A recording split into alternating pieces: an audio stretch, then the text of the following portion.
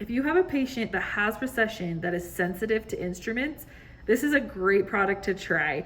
You want to get the Toms of Maine Rapid Relief Sensitive because the active ingredient is arginine bicarbonate, and this will help kind of block the tubules before you instrument them, which is awesome.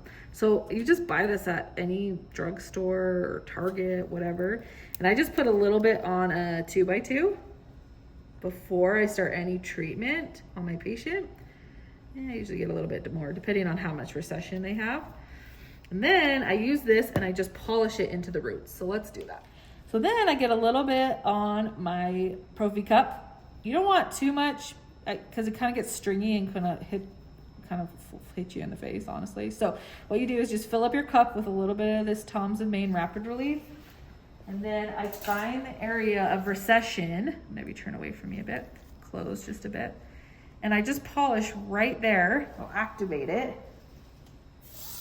And just polish right on those recession areas and let that arginine kind of sit in to the exposed roots. So I've heard both things and I've seen success with both.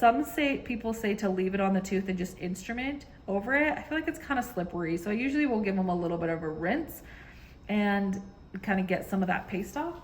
And again, it has a great response. People notice a big difference with their instruments. They don't get as sensitive when you use metal on the recession. Really similar to that Colgate product that was discontinued. So if you really love that Colgate pre-polishing that you can't find anymore, this is a great option.